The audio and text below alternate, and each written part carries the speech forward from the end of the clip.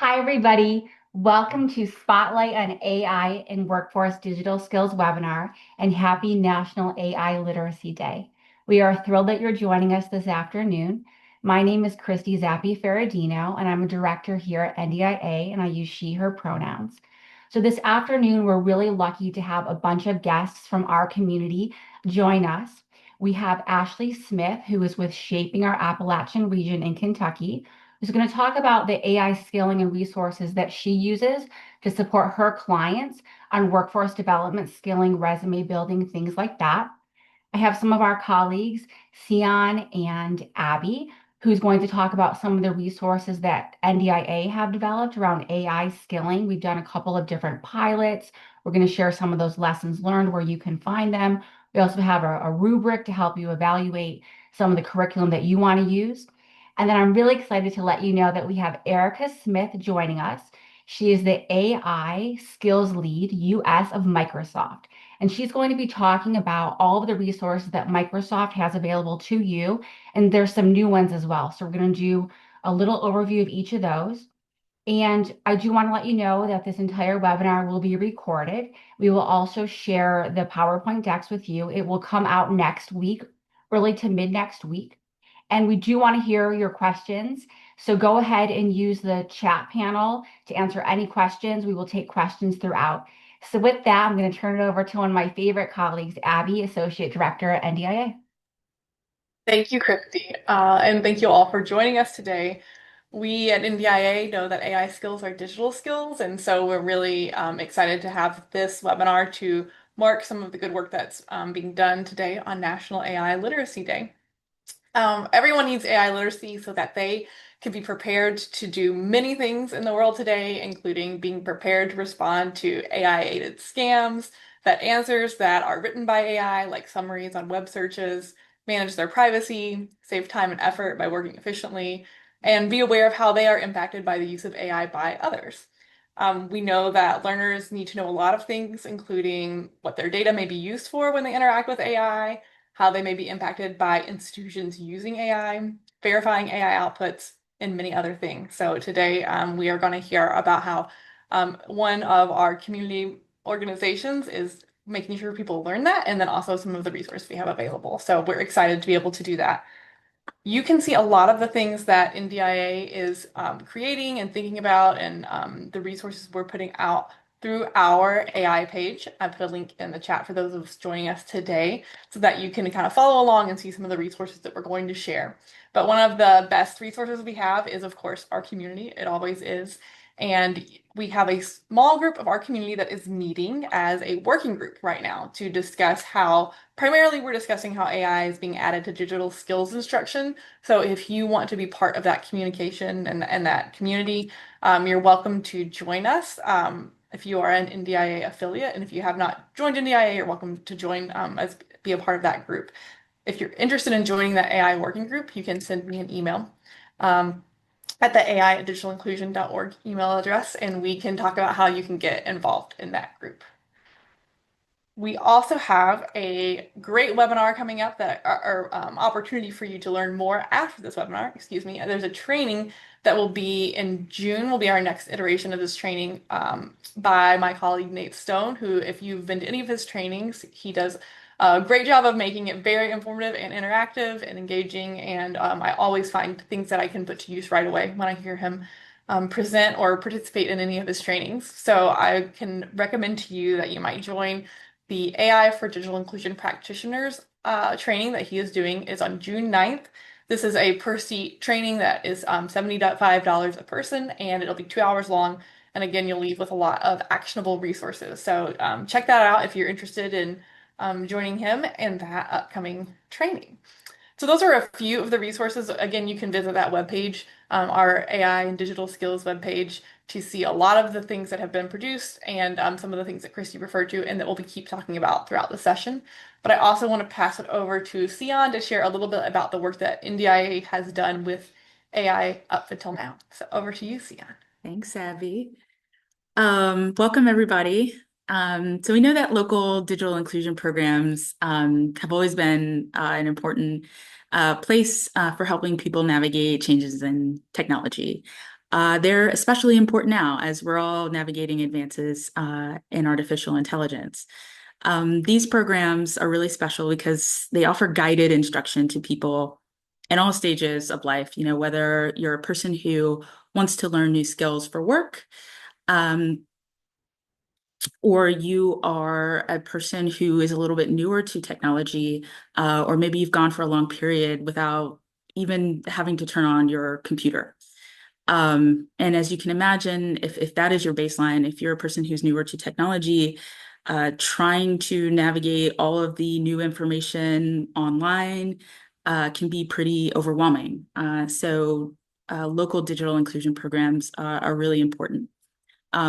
One of our past working group members shared that this is a very natural extension of the work that they've been doing in communities for a really long time.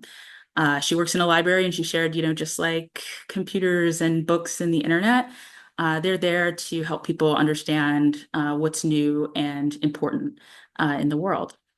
So over the past few years, we've been listening to practitioners, which we do often, and they've shared with us that they're getting a lot more questions about AI, and they want to introduce AI in a way that's very thoughtful and very responsible.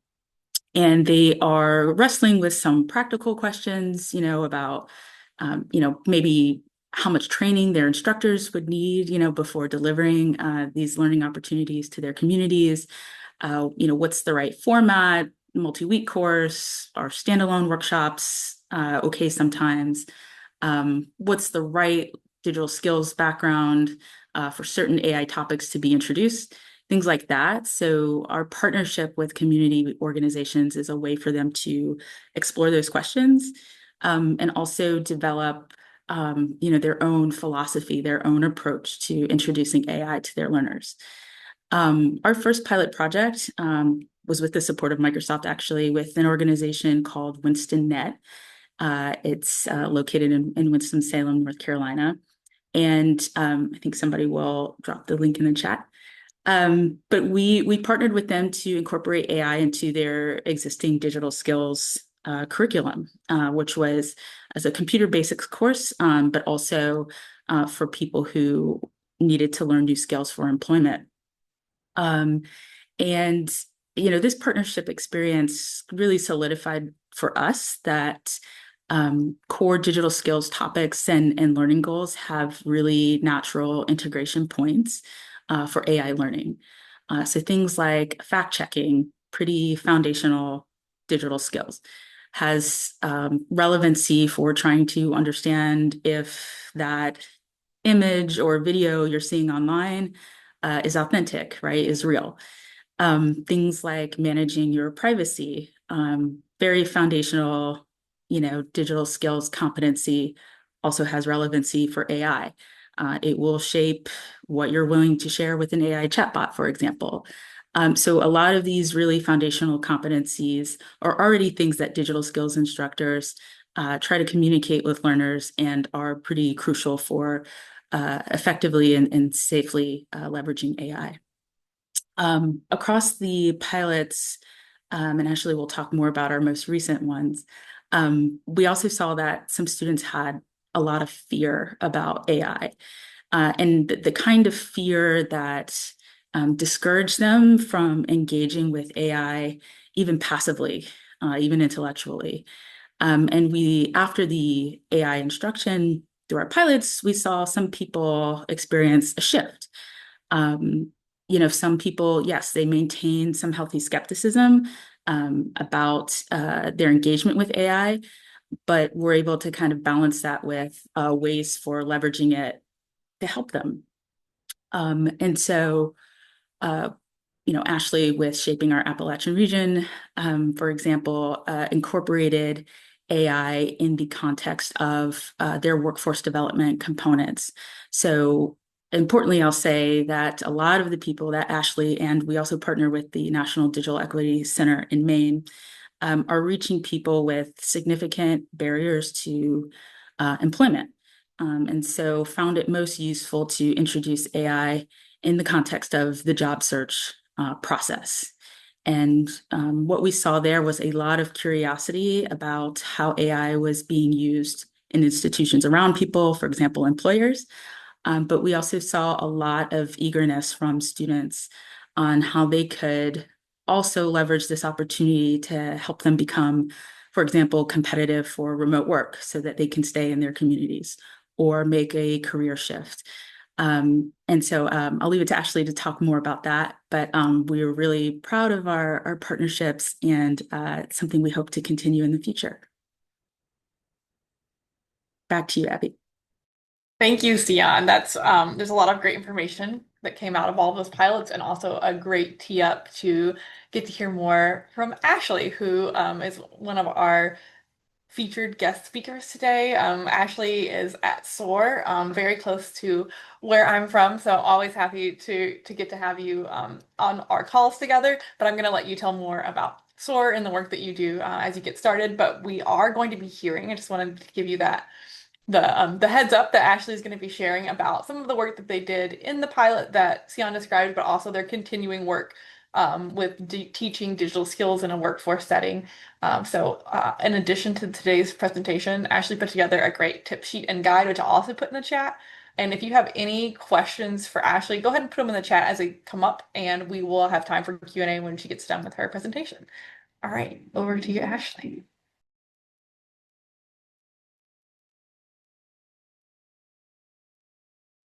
Have to make sure I push all the buttons. All right, wonderful. Hi. My name is Ashley. I'm with SOAR, or Shaping Our Appalachian Region. And today I'm going to talk about integrating AI into digital skills instruction for workforce development. SOAR was a part of the NDIA program, and that project has concluded, but we really did focus our entire time in the digital equity space in workforce development. So we really focus on helping people in Appalachia not just access opportunity, but actually being prepared for in today's workforce. And increasingly, that includes AI. So, a little context about who we are and who we work with. We cover the 54 counties across Appalachia in Kentucky. That is a wide reach, but we believe that every person has a unique talent and gift wanting to be leveraged to unlock their full potential through no-cost development and coaching, or no-cost skills development and coaching. We're developing helping individuals discover their purpose, finding meaningful, sustainable employment, and achieve economic self-sufficiency, and contribute to growing vibrant communities. A job well done doesn't just give a person pride and security, it also means breaking negative cycles and building a better future for generations to come. A lot of industry in our region has left, and we're bringing new industries back. We're trying to give folks skills so they can work remotely, and et cetera, to kind of stop that population loss from our region. And that is our main focus. So a typical client for my program are non-traditional learners, adults going into GED or re-entering education in general, career changers, and we have a big focus right now on the primary age employment gap, which is ages 25 to 54, who are unemployed or even underemployed. We work a lot with recovery centers, and our community college network is fantastic to work with as well. And those are our partners that bring us clients, and we're also going out with our outreach team and finding those who need us to break down the barriers they need to employment. We've constantly see it's not a lack of access or of motivation, but it is a lack of access to skills and tools to understand how today's job market works. So, and we're trying to fill that gap with also the increasingly need for AI. So our delivery of our training that we did, which we did in partnership with NDIA, building that pilot up last year. So we approached this by starting with that digital skills foundation. We wanted to make sure the folks that we were being referred to or bringing to the workshops had a basic computer use, some internet navigation, email, and safety and privacy. And sometimes not even computers is necessarily what you need to use AI, because they all have apps on phones, right? It just kind of depends on who the host was. But We tried to offer this in many different ways to see what worked best for the partner and for the clients. So we delivered it in-person workshops, a single session, which meant a 3 hour long session or 3 small 1 hour sessions. We did virtual as well. And we actually took what we developed and put it into a learning management system, an LMS. We work with Absorb to host our courses, and it launched last month and it is going very well. One of our first students to go through it, their comments on their survey at the end was the AI course was their favorite, and it was like really great to hear that. But because we have such a far reach, we do heavily rely on good partnerships to host SOAR, to talk about our efforts, and to support their clients. I mentioned earlier, commonly I work with career centers, recovery centers, and community college systems. The first group that we worked with was a recovery center, a center that had women who, they're in their recovery journey, but in a few weeks they need to be getting into employment or school and things like that. So we were targeting those students to help them be prepared for the exit of the recovery center. And it was a really great opportunity to host it there first. So to kind of help us, prepare and learn throughout the pilot project, we don't want to just look at the slides in front of you or the curriculum, but we want to know how their confidence changes. Before training, we see lots of curiosity, but also hesitation. Clients described feeling unsure, skeptical, concerned, kind of like Sion mentioned earlier, kind of that fear of it and not understanding it. Many had little to no experience with AI, and that confidence was really, really low. I even had some students who definitely needed to go back and do digital skilling. I tried to, preface to the partners, let's make sure they do have that foundation, but it made them excited to learn.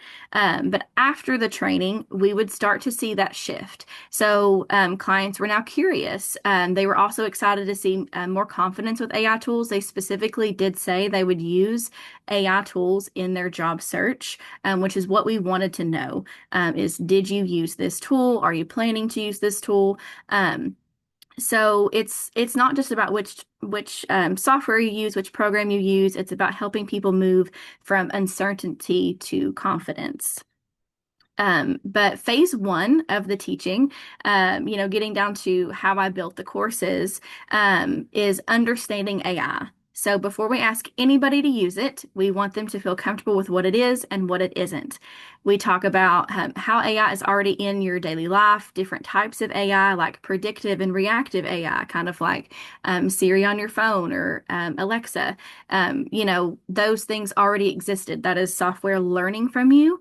And they were kind of surprised to learn that generative AI essentially is kind of builds off things that already existed. We wanted them to be able to recognize AI when they saw it in photos and in writing, and also how AI influences search. Something people most often use phones for, the internet for, computers for, is Googling things, right? And now AI is all over that. And so I really wanted to make sure that was a part of basics. And then we also wanted to really focus on safety and privacy as well, and putting that in the control of the user. I wasn't going to force them to, leave off personal information, but I wanted them to form their own opinion, and their own awareness about safety and privacy. And phase two, we wanted to influence more of using it for job search instead of just understanding the basics. A lot of what AI in the job market, a lot of that is invisible to them, right? So it's used in ATS, applicant tracking systems. It's used by employers, HR software, Indeed, all of these places that they're going. AI is being implemented and they can't see that. So that digital gate makes it hard if they don't format their resume correctly. If they don't use certain words in their resume, it won't get past that digital gate. It can be a barrier, but it can also be an opportunity to learn more. And when I ask clients after, the course, the biggest thing that stood out to me or stood out to them was that they didn't know employers were using AI. They had no idea that when they applied through Indeed, that there was a couple probably barriers between them and that employer. They were so shocked to know. And not only were the students surprised, but the partners that would host me that help people with employment all the time, they did not know that you had to format things a certain way, or you maybe shouldn't hit Insta apply, that you should go to the actual website of the employer, and tips like that. So, AI is a wonderful opportunity, but I wanted clients to see the barrier that it was posing to their job search. Um, and in phase three, we started talking about getting past that digital gate. So now that you know that it exists, let's get through it. So we wanted them to use AI to their advantage. So how to align the resume with a job description. We use a tool called JobScan, which I do have linked in our resource page. We wanted them to learn how to do job search support and interview prep with AI. Generative AI tools can be really great with that back and forth conversation. I gave them prompts so that they're able to work with the AI to do mock interviews. And we really wanted to make sure that prompting was a core skill and how to communicate with the AI effectively. We also very much throughout each phase, we emphasize protecting personal information and maintaining their own voice.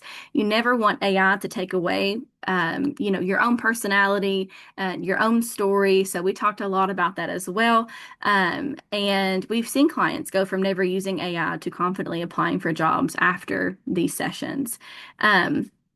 And some best practices that we have, kind of pulled together as the other digital navigator and I have taught this is some really great tools. So how we teach is, we want to use tools that are accessible all the time, not just because you're a client of SOAR or because you have, this subscription or XYZ.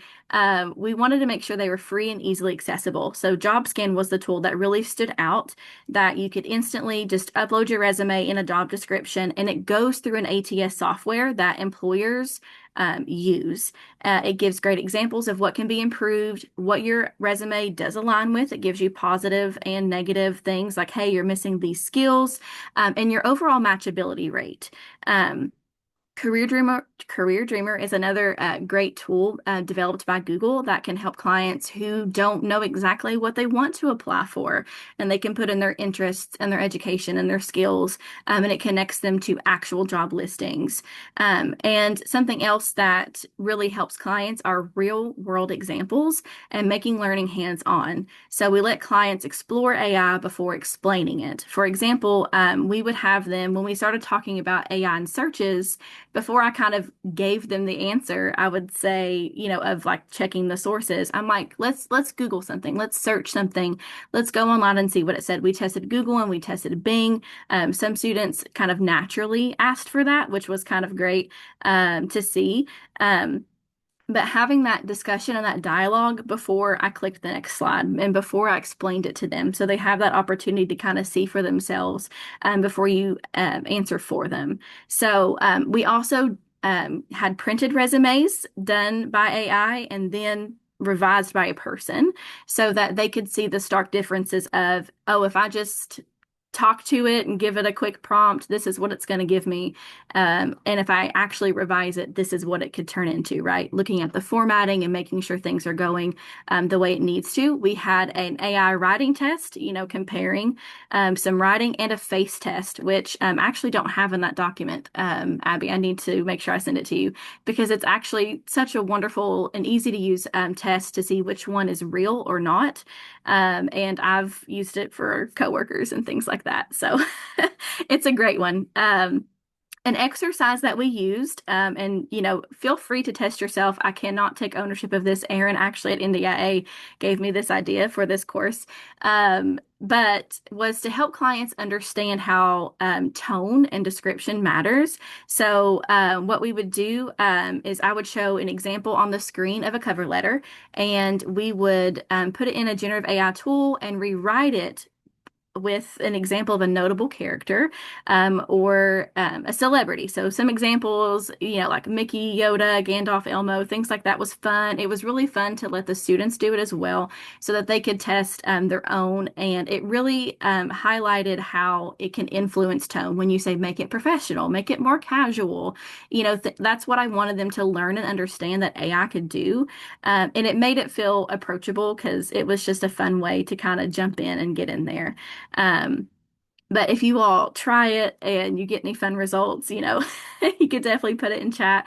But it also showed them too, putting in your own work first into the cover letter and then uploading it to the generative AI tool made the writing come out way better, even if you asked it to change it to rewrite it as if I were blank. Um, but yeah, so in closing, AI is already a part of the hiring process. Clients need more than accessing; they need understanding. Confidence will drive them to adopting it and using it. This work has become essential, and our role is to take something that can feel like a barrier and turn it into an opportunity at SOAR. And I'm happy to share those resources, and I'll make sure I put that face test on that document, Abby, so folks can continue to use it. It's really fun. Test yourself. It's harder than what you think. So, yeah. Thank you, Ashley. And we now have some time for questions. So go ahead and put those in the chat if you have questions. But that was so thorough. I think people are really still absorbing the information. I did already put in the guide in the chat that Ashley shared, and we will also share that in the follow-up email. That has a lot of great resources. We will update it so that it has the additional resource that she mentioned. That will also be the answer to one of the questions we've already received in the chat about if your AI curriculum is publicly available. I believe, Ashley, that you are not really able to share your full curriculum, but this resource guide is going to give people a lot of the information that you would be able to share with them. Yes, absolutely. Mhm. And I did get a message. I need to update the link, so I think I if you refresh, did. you might be able to access Okay, it now. yeah. And I also just dropped it in chat, which facesreal .com. And it's fun to test your own knowledge to see if you can see it. And we would also kind of stop and ask, well, why do you think this one is AI? We really try to pause and take a moment to make sure that they understood what they were seeing. Great, thank you. So everybody's gonna go play with that as we continue our Q&A um, section. So feel free to go ahead and put your questions in the chat while we're talking. But I want to ask you, Ashley, one of the things that you and I have talked about, I think many of us are talking about, is how quickly AI is changing. And the things that we talked about teaching a year ago, are probably very different today. So do you have any insight to share into how your teaching of AI has changed over time? Well, it definitely changed very quickly in the summer when I was testing the first three-part series. I knew AI mode with Google existed, but it wasn't a little nice rainbow button at the bottom. It didn't really interfere with your searches. And then while I was live teaching, that updated. Okay, I got to update my presentation. When I was live teaching part three and we were using ChatGPT, it moved from 4 to 5 and it wasn't acting right and having lots of bugs. And so, you constantly kind of have to check in with the tech. You have to check in and make sure it's going well. And as the GPT models change, um, it's you have to pay attention to what's happening all the time so you can update your curriculum. AI is changing so fast. And then when I learn new security breaches or stories and of what people share with me, I have to update what I advise to clients as well. When terms and policy privacy agreements update, it's our responsibility as the educator to make sure we understand those things. And maybe I don't read it all because those are really long. Somebody should. But I really tried to stay up to date with the tools that I'm using. And JobScan is fantastic, but it used to not have to have an account. Those things change as they get more and more popular. But I see the question in chat. The LMS that we're using is Absorb. It is a paid for system, and the clients, a part of our program, can be enrolled as part of our EKY Runway program. So, Thank you. That's helpful. people, those kinds of details are really great to know what people are using. And I think the examples you gave about how things are changing are really useful. And I think one of the tips about that is right before anytime you're teaching, you have to like review everything really quick, right? Make sure nothing Give has changed. yourself an hour before just to like do a quick tool check-in. Is it still available? Is it still free? Yeah, are my screenshots incorrect now? Yeah. Yes, yeah. Their logo change. Another question from the chat is about how you track progress of your teaching on AI or other digital literacy programs. Are there metrics that you would point out that you all use to collect on your data? So the data that we used were, we use HubSpot, so we would use surveys with the clients via HubSpot link, but also because of our team, our system, we have empowerment coaches that check in with clients about their employment journey, and they are actually doing a lot more touching base with that client after the fact. But we definitely do check-ins on, okay, you got a job, that's great. Did you use the tools we talked about? What was your experience? What worked, what didn't? And I had a client tell me that they the GPT had given them a whole fake job description of something they had never done before. So you take that feedback and you adjust. So we definitely do surveys and we ask feedback and opinions. And we had one where somebody said on the LMS version, so it's not like I'm teaching it right in front of them, that they actually wouldn't want to answer questions that force them to use the AI because they wanted to be more selective on when they did and did not use it. So I've been open to that and making things, educational but optional, right? So that they can continue the curriculum but don't have to use it if they don't want to in that moment. Great. And you all track job placement as a part of your general work at SOAR, so that Yeah. makes it easier. That's not, a part of the data collection that some people have with their clients. So that's a main Right. part of your. And it wasn't a part of the data collection that I did when I was, doing the NDNC program. I didn't try to keep track of clients who got jobs. And, I could hear from the career centers and the partners, hey, I had these 10 people in class, did they go on to get a job or how'd they do on that interview? So sometimes those partnerships can really help as well, pulling that data that if you're a smaller team and not able to keep track of. But SOAR has really grown in recent years, and we went from like less than 15 people when I started to over 50 now. So, Wow, it's a lot of growth. Uh, One question in the chat is about working with high school students about writing their first resume and cover letter. They asked specifically about tools. I don't know if you have specific tools or thoughts about working with high school students versus the other people that you work with. I don't typically work with high school students. I have worked with Job Corps in the past, which is a great group, and the ages can kind of vary if they're under 18 or not. But JobScan does have a resume builder there. I think when it comes to high school students, what can be a little bit more difficult is if they had a job or not while they were in high school. But if they didn't, talking about clubs and volunteering opportunities that they have completed can be very helpful. But JobScan definitely has a resume builder that you can use. I just encourage clients to create the resume first before using a tool like that. So AI isn't doing all the work and it's your voice coming through. I know, so you're saying you don't necessarily work with high school students a lot, but you do work with people of different ages. Do you see that changing their perception of AI, their use of AI? Do you see trends, or is everybody unique? Doesn't matter what age they are. So the ages, I think, can change on that level of uncertainty and fear. A lot of older adults are more uncertain of AI than younger. With programs like Sora and social media, people use AI all the time, and making that connect that, hey, that social tool that you use, you can also use a similar tool to help you find a job or to advance your career. And so, yeah, not a whole lot of younger. But we want to increase that presence with our younger community so that they don't enter the prime age employment gap, right? But of 25 to 54. But my average age client when I was in the NDNC program was 41. So yeah. That gives us an idea of who you're working with. Mhm. Yeah. Yeah. Yeah. They're still open. They're not Right. they're not closed off completely, but it's a good, healthy level of skepticism, in my opinion, for sure.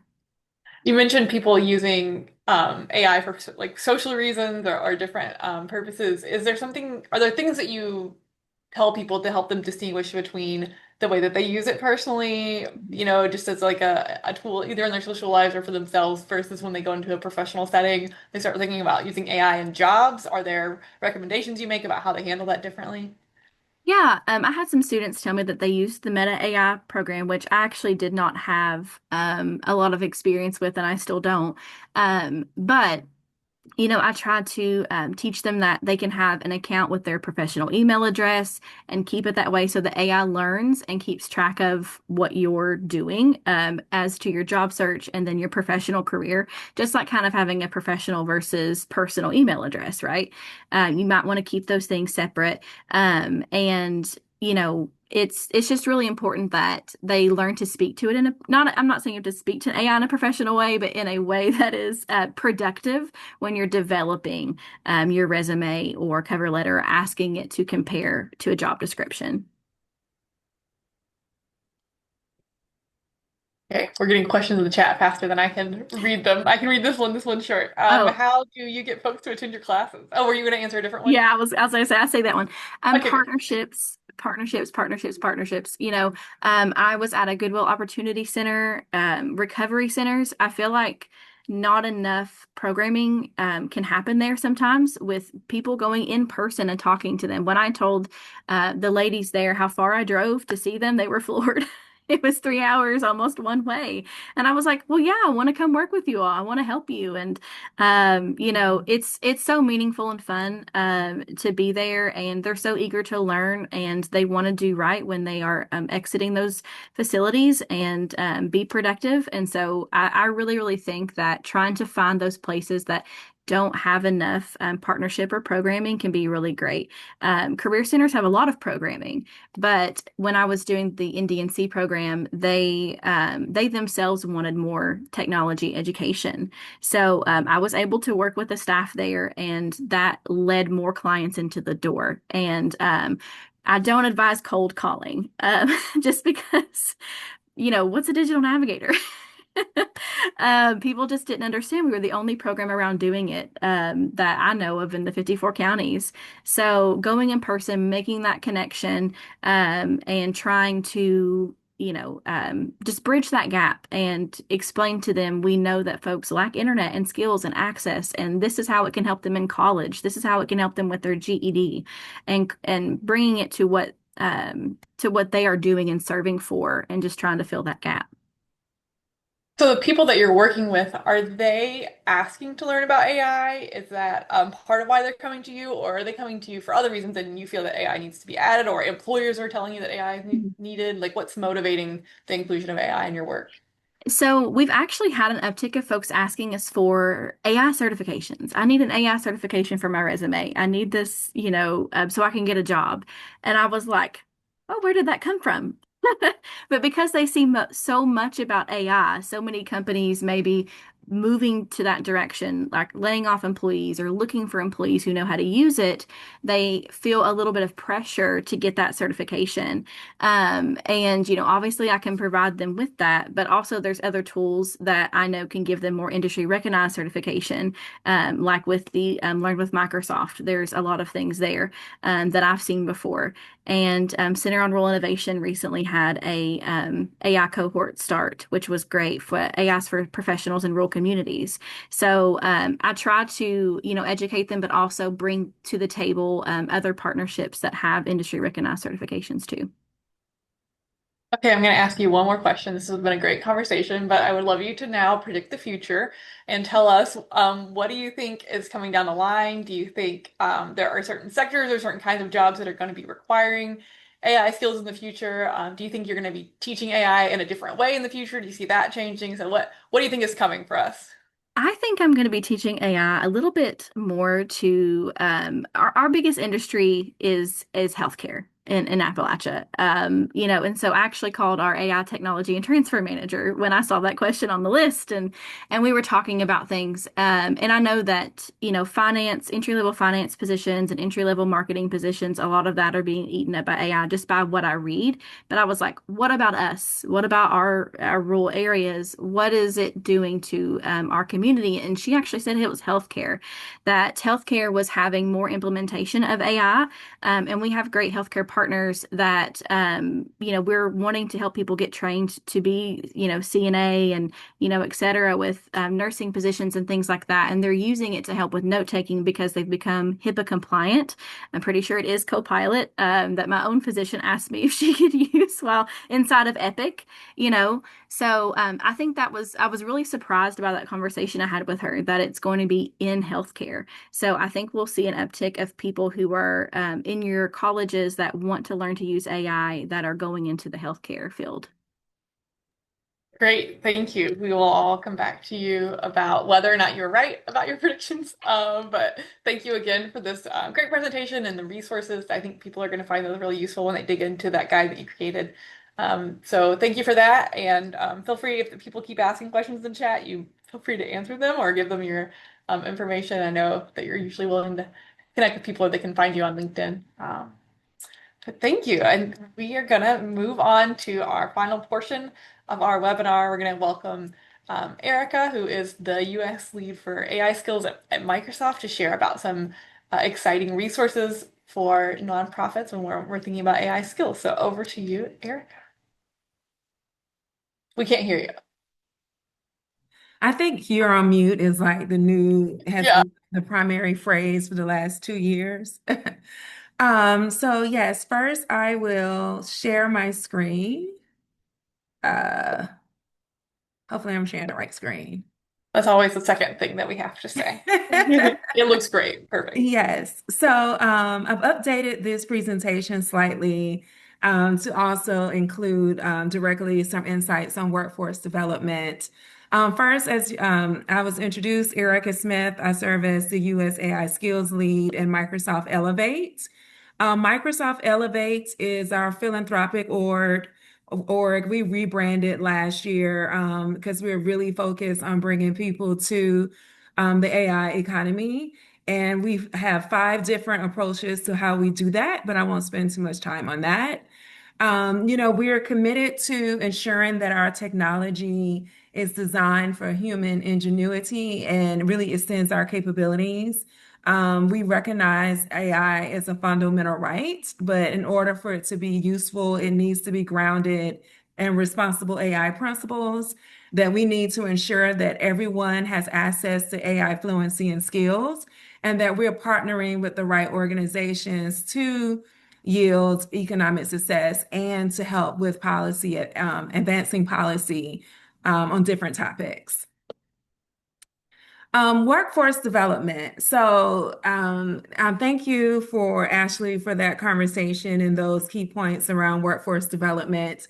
We recently completed research with our top customers to really understanding how AI is affecting their workforce development strategy. Where do we see the greatest potential for augmentation and what's really happening around the country?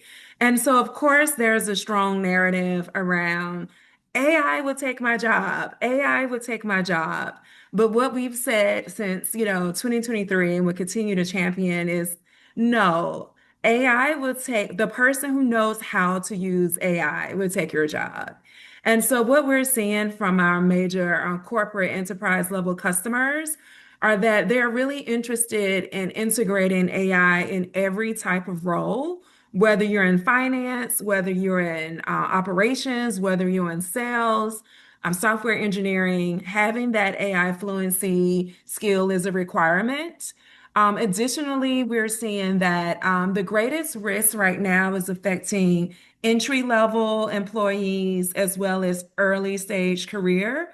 So those recent college graduates with, 1 to 3 years of experience, and the need to integrate our AI fluency resources and training into organizations that are addressing this population. And then thirdly, we recognize that starting in that K through 12 space is really that significant moment to impact the future of work and ensuring that teachers and students have the capability to leverage AI properly. And so when we think of workforce development programs and how we're delivering them to program participants, first I have to acknowledge that we do not do this in-house at Microsoft. We partner with organizations around the country and we provide the content for them to leverage. So we offer, foundational digital and AI fluency resources. Ashley made a good point. There's an assumption oftentimes that people are at a certain point in their digital fluency, like they know how to use the computer. And then people expect that now that AI has been in the marketplace for, 2 to 3 years, that more people are proficient than they are really in the marketplace. And so we focus on the basic foundational while providing that stackable credential and then multimodal. So we, have train the trainer resources for those who want to contribute and deliver in person. We have downloadable content that you can integrate into your LMS system.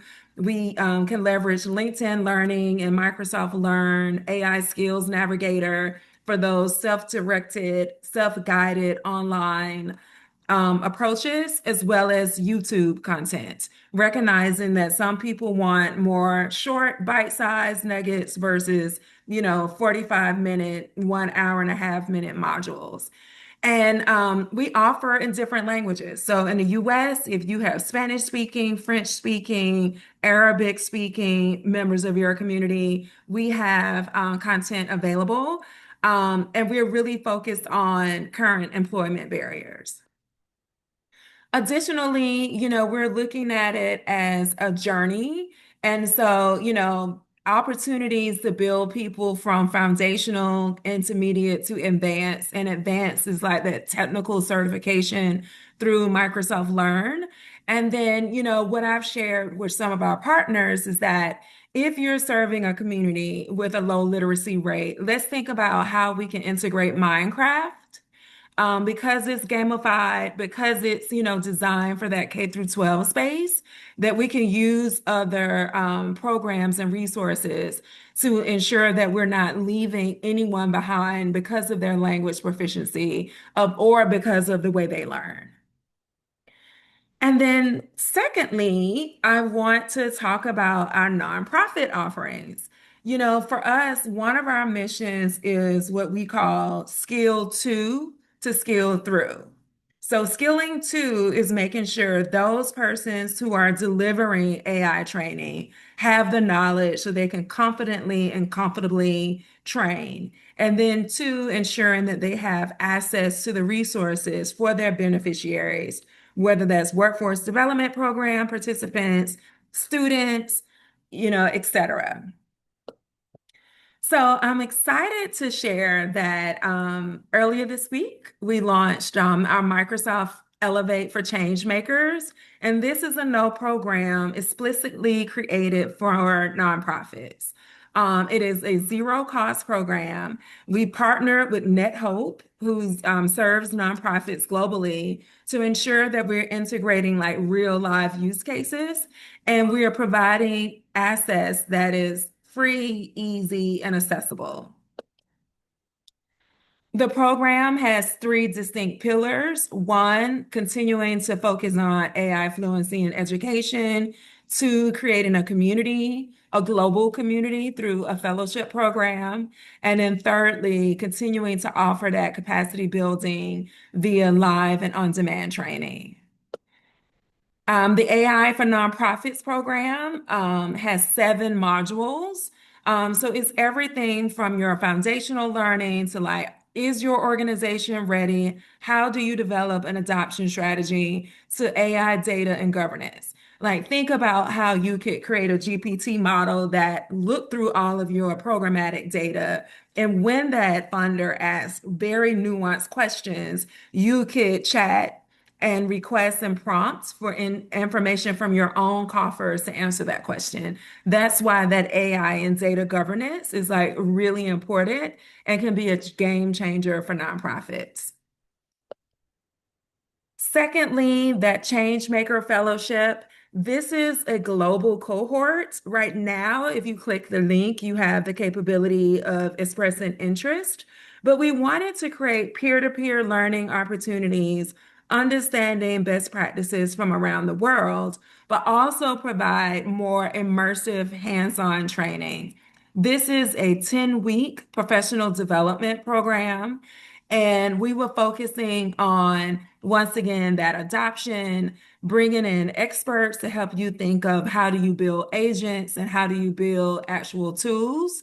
And then thirdly, having that community where you can bounce off ideas as you move into implementation and practice. The next offering is for our live and on-demand training. What I would say that's really important about this training really focuses on Microsoft products, but it can take you through nuances such as, a promptathon. We're hosting one in Chicago where nonprofits are coming together to learn on site how to focus and build with prompts. We also have trainings that are focusing on security, how to build agents, how to leverage AI for your fundraising operations, and et cetera. And these are ongoing monthly trainings that are available once again on demand, and some of them will be live. And everyone who wants to can take advantage. To participate, you do not have to select all three. You might say, I'm interested in the AI skilling credential as well as live trainings. The fellowship might not coincide with your goals for your organization. But wanting you all to know that this is available for nonprofits. We always validate that you are a 501c3 organization. So that is typically the main criteria to join. Please scan the QR code so that you can link to the website that provides more information. And lastly, because so much of our resources focus on actual Microsoft products, we have special pricing and offers for nonprofits. So I've added that link here as well for you all to take advantage. So as you can see, Microsoft likes to position ourselves as that resource to help facilitate activities on the ground. That facilitation is through providing access to training. We have the capability to work with you all to create in like a structured learning pathway based on the beneficiaries that you serve. We're currently in exploratory conversations with NDIA so that we can launch a more comprehensive workforce development program. For FY 2026, we focus primarily on labor unions. You think about building trades and those career functions that in the digital transformation before they were the laggards. So we wanted to make sure that they had clear exposure and access to AI fluency, as well as working with workforce boards. So we are partnering with the Association of Workforce Boards to make sure that public sector workforce development organizations have the training and the resource, including that job creation and job search pillar, similar to what Ashley shared today. So hopefully you all found this helpful.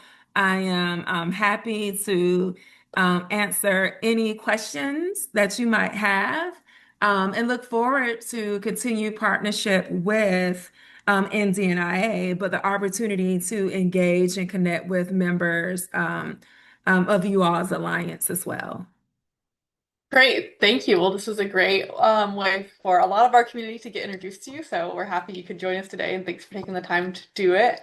We just have a couple of questions so far, but go ahead and put your questions in the chat if you have more questions. But one question was about what you consider a nonprofit or who is eligible. I know you mentioned 501c3, but there was a question specifically about libraries, which are not typically nonprofits. So is that something that they could also access? So they can access the training resources. I'm excited to give you all a sneak peek that for FY 2027, we're developing a program explicitly for libraries, recognizing that they sit in the seat of connectivity to a diverse population. So currently, I can share resources for you to integrate into your program. And then next year, we will have a program that will be more robust, designed for libraries. Great, thank you.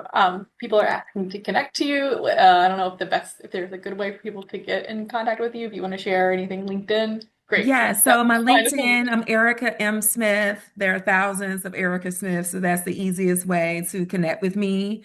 Um, Okay, here's an easy one, Erica. I don't know if yes. any of the panelists want to respond about good data sets or studies that give us a good idea of general AI skills amongst different populations. And I'm joking, it's not an easy question. So Yeah, we have some research. We published with Brookings Institute an analysis of 352 different cities, towns, jurisdictions throughout the country, from an AI readiness perspective. So it's really looking at what is the current fluency level? Are there resources in market? What are the industries in those areas doing? And if there's an existing ecosystem, I'm happy to share that with you all. And then, of course, we have other research that I can share as well around the impacts of AI and the skilling across different ages and work groups. perfect. That's a good transition as we are wrapping up our call. I will be sending an email, a post-webinar email with slides, resources, links, and we can also include any extra things that the panelists think of. You know, Ashley shared that one resource, and then Erica, if you can share those data sources with me, I can make sure those go out in the email as well. And I think that is going to take us to the end of our time. So thank you again, Erica, Ashley, the NDIA team, for being here and supporting this webinar and for sharing all this great information. And we hope you all have more to do today as you celebrate National AI Literacy Day. And we want to hear about that too. So make sure you connect to the NDIA community if you haven't already. And we'll be in contact with more coming up soon. Thank you. Thank you.